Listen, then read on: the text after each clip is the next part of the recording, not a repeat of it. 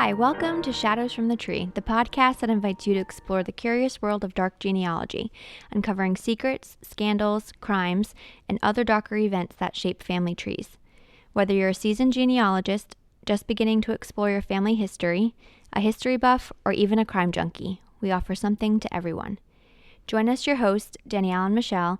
In every episode, we share stories from over a century ago for the first time with each other, always centered around a common theme. By using newspaper archives as our guide and conducting research using historical records, we piece together these often forgotten stories and gain a deeper understanding of the challenges those involved face. Our hope is to connect you, our listeners, with your ancestors' past, one story at a time. So hello, welcome. Hello. Here we are. Yep. Another theme, another episode. And this one I think you just came up with us as we ended last episode. So yeah, we wanted something a little different. So wrongly convicted or, overturned convictions, I thought was a cool one to talk about. It was harder to start within the newspapers to find it because wrongly convicted, overturned, I don't know, it didn't pop up many things. How about you? Did you get? Yeah, it was kind of challenging because every time I found something, the person was already dead, which right. I think you had mentioned as well. So yeah. I felt like there wasn't really a true story there. And I don't know about you, but when I was searching, I kept on finding laws of when, for people who were wrongly convicted, they would get damage fees. Yeah. And I found that as soon as early, at least in my quick search, of 1913. So I guess back then, there was some type of compensation, which I guess was good for people who, shouldn't have been there in the first place. Right. Yeah, definitely. So I had started with a website called For Justice, FORE.org, for a wrongly convicted database record. So they actually have a great index. So I just was looking for ones from the 1800s. I love that century. So I was looking for something kind of in New England, local based, so I could find some good newspaper articles because I know the Boston Globe, Providence Journal, they have really easily accessible records on. And I feel like we found over time that if there was a bigger event happening, they do somehow always get over to the New York Times and Boston Globe newspapers. Exactly. Yeah. If it was going to travel, it traveled there. Yeah. Pretty far outreach. Yeah. So this one, the charge actually goes really well with our theme from last time. So he was charged with polygamy. Oh, okay. So we had gotcha. Yeah. So kind of, tied in as well. His sentence was for 3 years, of which he served over a year and a half. So about a half of that. So the year the crime took place was 1885. And it was in Massachusetts. So we'll start with his name. So George W. Benway, aka John Benway, was wrongly convicted on April 13th, 1885 of polygamy in Norfolk County, Massachusetts. So after Benway's first wife left him, he believed she was dead, and he ended up remarrying a woman and had several children with her. So he was prosecuted, and they believed that he just left his other wife or didn't get a divorce from her. At least the court actually did something with him, unlike your last guy. Yeah, just let him. Well, he was hard to catch. He was bouncing around the whole country. Nobody could get him in one place. So after his conviction, he was sentenced to the 3 years. So it was discovered, they have written in here, that his first wife had divorced him. So on December 1st, 1886, George W. Benway was granted a full pardon by the Massachusetts governor, Benjamin F. Butler, based on new evidence that his first wife did, in fact, divorce him. Benway was released after a year and 8 months imprisonment, and his remarriage to his second wife made his children legitimate. So that's where I started, you know, and then you gotta fact check, right? You gotta was this an accurate telling of his sentencing? So he did get sentenced and he did get released, but I was like, I gotta find that marriage record. I gotta find, did it really happen? Yeah. Was he really married? Why was this brought up so randomly? Yeah. And come to find out, in April of 1867. So that's nearly 20 years before this even came up. He actually married a Lucy Eldridge. And he was 21 and she was 16. And they got married in Palmer, Massachusetts. It has his parents' names, Charles and Margaret, has her parents' names, Horace and Laura. So there was actually like several records of it. Oh. So like there were some newspapers that said it never even happened. Like he didn't. But he got charged because they didn't know about this one back then. This wife from 20 years past, they didn't mention that in the that's the first wife. That's who they said. But why are they bringing it up 20 years later? Yeah, that's a good point. Why does this even matter? Like, what's going on with this guy? By the time he gets tried, he's probably gonna be old enough that he's not gonna get married. Because his first marriage, like, I don't know, there was like rumors in the area that he had another wife, so someone mentioned it and then got him arrested. So like I'm just thinking, I'm like, who had beef with this guy? Exactly. Right? That's like a petty thing to what is going on? Like it wasn't like it was he just married this girl randomly and then like rumors started, and they had 4 children together with his his other wife, whose name was, let me pull it up, Catherine C.F. Brennahy. So she was actually from Ireland. So fun. Love that. So yeah, so they had a long marriage. They got married in 1870, so 3 years after the other one. Yeah, so we're talking 15 years that this is like an established couple, and now we're bringing up the dirt. Like that's definitely odd. Right? I agree with you. So I have all these articles of him being pardoned. You know, they're in the Globe. They're all the way in Pennsylvania. So it's like unintentional bigamy. Everyone felt bad. There was even an article that said he had paid a New York undertaker because he thought like she was dead. Like he had paid for her funeral for his first wife. So there was all that coming up. So I'm like, well, I gotta find, like, did she actually die, this Lucy Eldridge? Yeah. And no, she hadn't died until 1884, which was still before the charges were brought up. So why would he be going around claiming that? He wasn't claiming it. Okay. So then what's your theory? Yeah. I got to go further back. So I'm looking up further before this 1885 conviction, right? Yeah. So I found this article in the Globe. So charged with the gunpowder plot. Okay. So this is November 22nd, 1883. So here's a couple years before, okay? So Officer Drugan, hold on. Let's read a different one. That one's kind of before the fact. So now, was this like your other ones where you just found, once you started digging, you found multiple articles? Yeah. Okay. So, bold attempt to blow up a house. Here we go. So this one's a couple days before that. So November 19th. So bold attempt, a dastardly attempt was made to blow up a house at Ingsley, Denham, just before 11 o'clock last evening. The house is the property of A.B. Wentworth. Like, doesn't that sound like the company that, like I've seen commercials with that last name. So it was occupied by Mr. John Long, a blacksmith working in Boston. About 11:45, Mr. Long was awakened by Mrs. John W. Benway and her son, who informed Mr. Long that her husband had placed a keg containing powder upon the front of the piazza and had lighted the fuse, which was attached to the keg.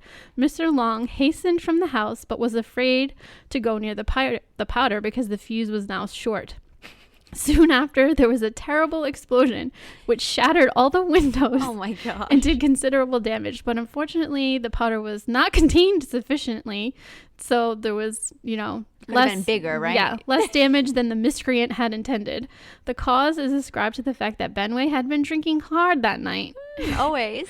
And was in a state bordering on delirium tremens, so DTs, when you get like, when people are getting off of alcohol, they have those shakes and stuff. So he was delirious, apparently. Wow. So at an early hour this morning, an unsuccessful attempt was made to find Benway. A warrant has been issued for his arrest. Mr. Long says he's had trouble with Benway and, has been like, this had been happening. They've been going back and forth for like 3 years now. So I was like, oh, so maybe he was, had loose lips at a bar somewhere and was talking about his first wife or something. And then just starts blowing up some guy's house a couple years before this like polygamy accusation comes up. So I just thought it was weird. And then we go back to the other one, who was this other article. So on the 22nd of November, Officer Drugan stated this morning with a warrant for the arrest of John W. Benway upon the charge of explosion of gunpowder with intent to destroy the building, the penalty of which is 20 years in state prison. Whoa. Benway was arrested in Woonsocket, Rhode Island last night, close to home. He is alleged to attempted to destroy the house of John Long last Monday night. So he was arrested. One other article said he was getting work at a railway station and someone recognized him and called it. So, yeah. This is funny though, because this is like, if you're doing your family history, if you just found that one article, you'd just be like, okay, you'd make your hypothesis, right? Yeah. But you have to keep looking for the same surname over and over, because now you're like piecing together a bigger story that like changes the context. He was either the town drunk and everyone was just trying to get rid of him. Like, why didn't he get charged with the first thing? So they were probably mad he got away with trying to blow up their house. So so I was trying to find the first wife, because they were like, we can't find any records that she actually died. And I did find one family tree that said she had passed away from tuberculosis in 1884. So she couldn't say like, yay or nay, we were divorced or not. So after, the governor had pardoned him, it looks like in the articles, it says 3 days later, there were marriage intentions. So he was released like that first week of December of 1886. And then there's an article on the 9th of December of marriage intentions. So John W. Benway, 41, and Catherine C.F. Brennahy, so she's going by her maiden name again, of 40 years old, are going to get married. And then they did get married that following year. So beginning of 1887, so in January they got married on the 7th. So, and they did have 4 children. They had way back before all of this started. So their first child was born in 1871, Alfred A. Benway. Then they had a child in 74, Frederick Charles Benway. Then 76, Caroline. And then 1881, George. So they were married for a very long time before. And means that if they have 4 children, there's probably ancestors out there, like people out there. Yeah, definitely. The family tree kept going in several different directions there. So I was trying to find his death, trying to find George or John, like any records of that. I couldn't find a gravestone. I couldn't find a family plot. I couldn't find probate. Frustrating. But I did find an article that a John Benway and his son George were suing the Boston and Worcester Street Railway Company after an accident in Southborough. So that happened in 1904. So he was still alive in 1904, and they were suing for a good amount. So there was a whole group, I guess, that were on the railway when an accident happened, and they were suing for $39,000 altogether. Wow. So John and George were suing for $7,000 between the two of them. So I don't know if they ever early retirement if they ever got that money. But his wife, her obituary was in the paper on Christmas Day. Oh, sad. 1905. So the following year, and it says that she was a widow. So he must have died between suing. Was he offed by the railway company so they didn't have to pay him? Like, there's no record of the man's death anywhere. Like, so weird, right? Yeah, that's and frustrating. Yeah, definitely. To not have like a clear-cut answer. Yeah, so I don't know what happened to his. Did it say how long? Well, he got pardoned. So, how long did it take them to actually say you're guilty?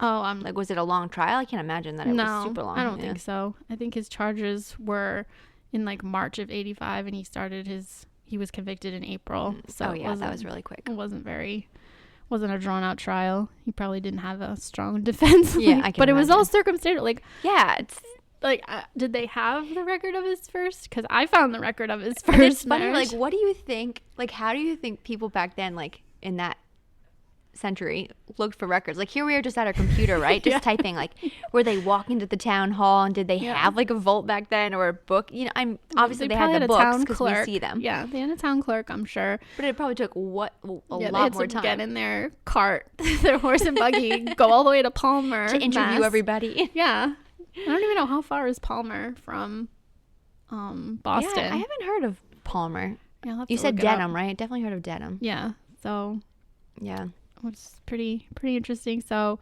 his second wife, Catherine, she did pass away from a valve disease of the heart. So I found her death record, but it doesn't say, like, it has like her probate news. So it was all left to her children, like her daughter and her sons. So C. Gertrude, so that was Caroline, and so anything that she had was left to them. So he was either dead or not around anymore. Not in the picture. Yeah. She said she was a widow. So there were other records of other John Benways, but in like Vermont and stuff, but it like didn't match up. I don't think I've ever really heard that surname before. No, it didn't match up to any other like people in the family, unless he just kind of hightailed it out of there. Who knows? Taking notes from that other guy. Right. Who knows? Maybe he did have George, and he went by George and John in like his first marriage was under George, so maybe that's why they couldn't find it. Yeah. And then his second marriage was under John. Do you know what like what culture he was, like where he? I just wonder because I know like with like the Canadian records in my family, and you're either like a Marie or a something else, and that's always like your baptized name, and then so you try to look for records and it's just confusing. Yeah, he was born in Plattsburgh, New York. Oh, okay. So I couldn't couldn't get much further from that. But I guess I could look up his father Charles or his mother and see if they were interesting. Yeah. Wow. Good story that had lots of like little like where am I going to go now? Side trails to go down, but yeah, I love it. I thought it was a little lighter than some of the others that I've done. Yeah. Oh yeah, there's definitely some dark ones. I had more time, I could have really spent time just looking at these poor people who Right. We could do a whole series on You really could because convictions.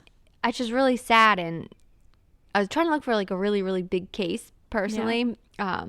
But I just stuck with one that even though I'll just say it now, like even though my person who was wrongfully imprisoned has like no records, very hard to find, my story has like several surnames in it, like multiple. So I felt really good about like reaching multiple people. Yeah. So I was like, I'll just go with it. And then be annoyed later that I can't find anything. Yeah. So, that's always how it goes. Yeah. Well, very good. Well, I guess I can headway into mine. Yeah. So like I just mentioned, I have a guy.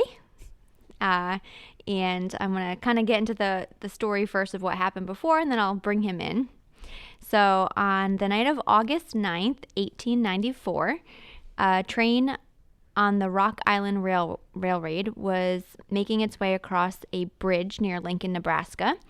And the train was traveling at about 50 miles per hour, they were saying, trying to make up on lost time from running 10 minutes late at one of the prior stops in Fairbury. And tragically, the train derailed, plummeting 40 feet and resulting in a catastrophic explosion. Yikes. So fire and everything. 11 people lost their lives that night, and they primarily died, most of them due to being crushed by the wreckage.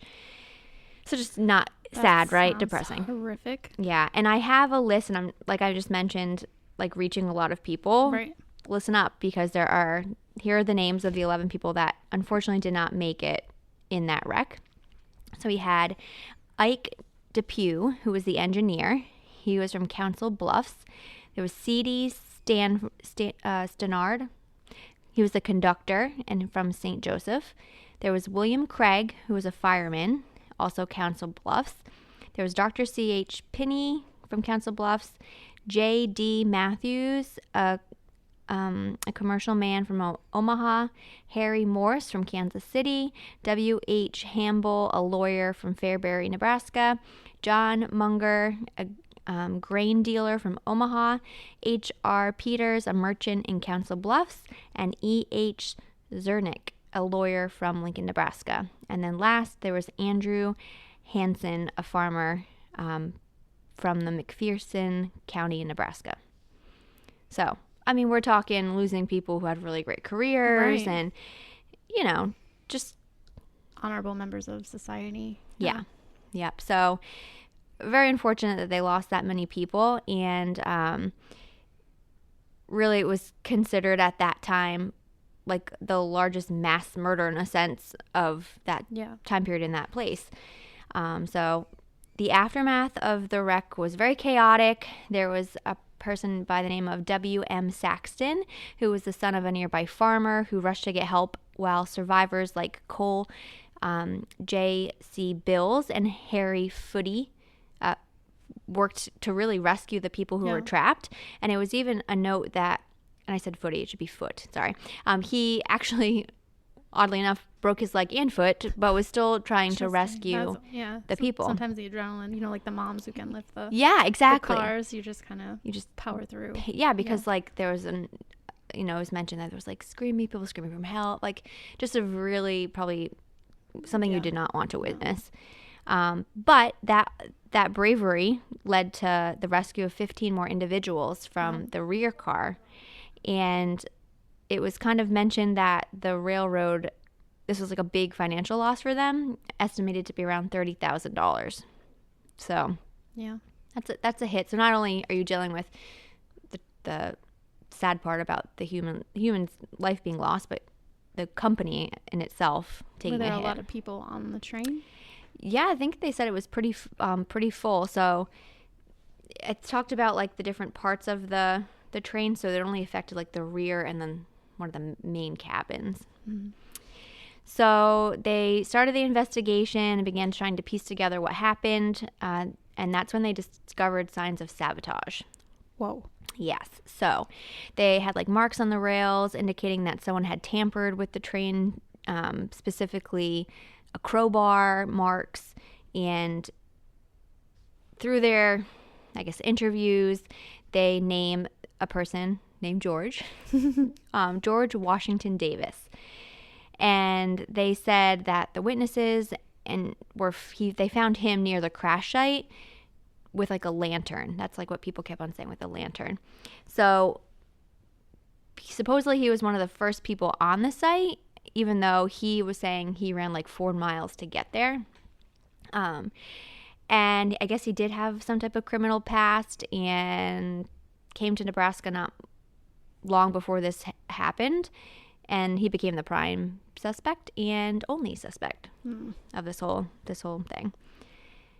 So the investigation quickly turned into like a trial. Of course, there was a city detective, Malone, who initiated a search for Davis, who was found at a nearby farm. And despite his silence really throughout the whole incident, evidence against him seemed compelling. And during that first trial in March of 1895, his attorney did argue that Davis was being used as a scapegoat by the railroad company to help with the financial responsibility of it. There was also, so I guess at this point there was a hung jury. So that first trial for first-degree murder didn't take place. There was a few other kind of theories. One was that Davis wanted to get a job working at the railroad, so he purposely like took off pieces of the track in hopes to then be like the hero to fix it before the train came through. And then there was another story about him working with somebody else and then that person not allowing them to then fix it. And then there was another theory that I'm trying to think of the third one, actually. Now that I think about it, it'll come to mind. So, I think the first one being like they want him to get a job at the railroad seems pretty fitting if he was just working at a farm and, So in November of 1895, Davis faced his second trial, which was second-degree murder, and that concluded in January 1896. So I guess back then it does seem like the trials were quick, right? Like compared to them now taking months or years. Well, because they have like forensic evidence now. Oh, yeah, true. And like we just talked about, there were cameras everywhere, so we can show video. Yeah. So, so this time he was convicted of second-degree murder and sentenced to life in prison.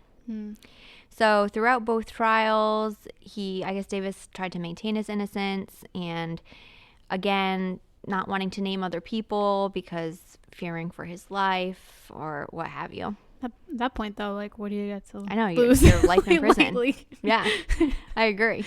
You got nothing left but to tell the truth. Yeah, and I do have a prison shot record of him. Oh, wow. Yes, so I will show you that. That's awesome. I can't determine, because it had mentioned that he had been in prison before, so it was hard to tell, like, If which it was one before or was after, which one it but at was. least you know what he looks like. Yeah, That's yeah. cool.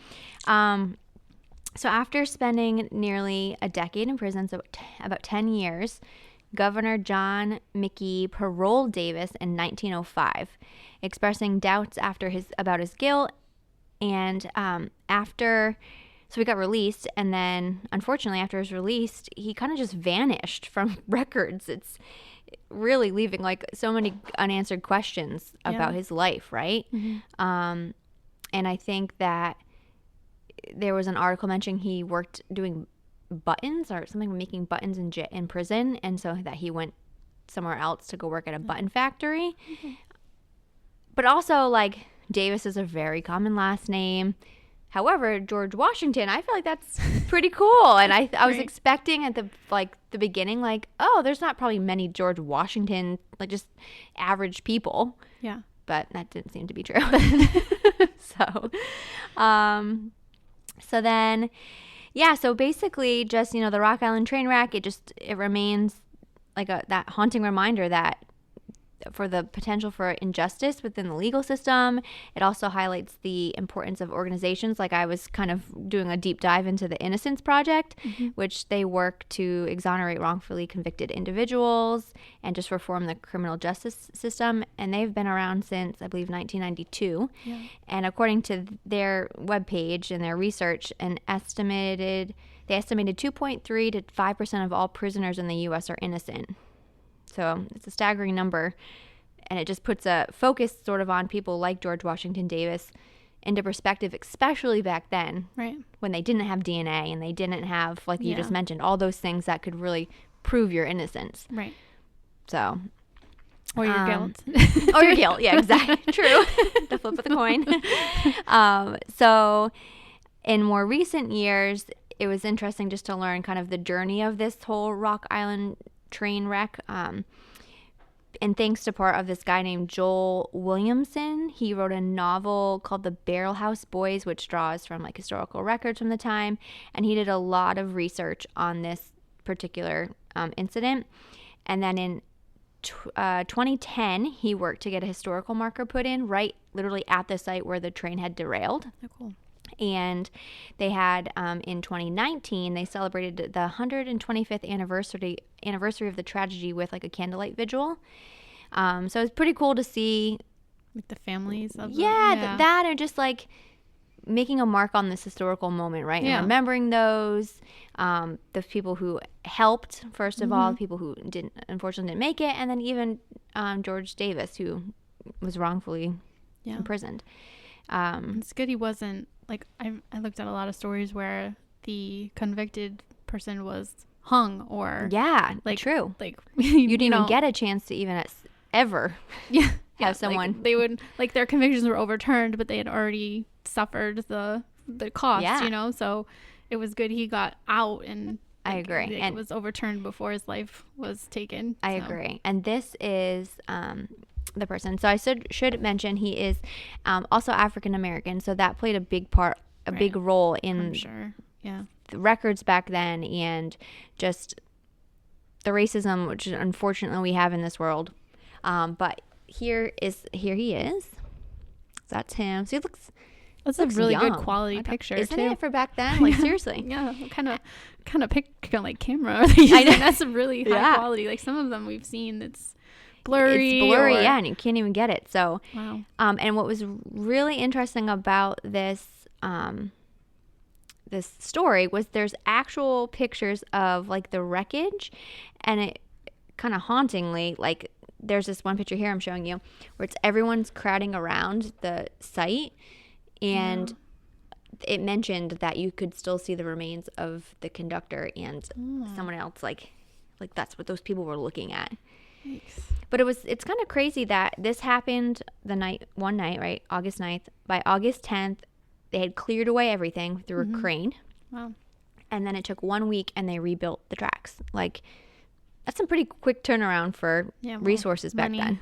Yeah. You know, they got to get those train loads through. Yeah. Oh, yeah. Oh, here's the other thing that the other theory was that there were, I think, about 5 railroad companies at that time. So there was a theory that they were sabotaging each other to make more money within their own. I've heard other stories where they would send people out to wreck the rails and cause like put like dynamite on the tracks. Yeah. And that's like this one thing I was reading was saying, like, back then you would think people would like try to rob the train or do all the, and it wasn't that. It was the sabotage. Yeah. That really wanted to be the fastest trains across the country. Yeah. Yeah. So, and here's them like rebuilding that, like the week later, rebuilding the rail. So like these pictures are just classic for that long ago. Definitely. And I got a lot of these out of, I believe it was a website called History Nebraska. So another like free genealogy thing. Go to your like wherever you're researching your historical town pages, historical genealogy. Societies, they often have a lot of detail. Even going to your library homepage, they have sometimes the newspapers archived there. So I could have definitely taken more time to just keep looking at these stories of different people. And so, you know, fortunately for them, some of them did get out, but you lose 10 years of your life, right? For George, like that's a big gap between the period of time where you might have a family and you might miss out on all that. Right. So that is what we brought to you guys for this week's episode, and we look forward to next week. We still haven't figured out which topic we're doing yet, so stay tuned. We'll flip a coin, pick something out of a hat. I don't know. And still, please, we're really interested in like family folklore and stories you may have been told about your own family, and we'd be happy to help you research it and piece together all the things. So please reach out on social media. We've been posting the pictures and information on there as well. And lastly, just remember, it's not a matter of if you will find a shadow in your family tree, but when, because behind every family tree there are shadows. Thanks for listening.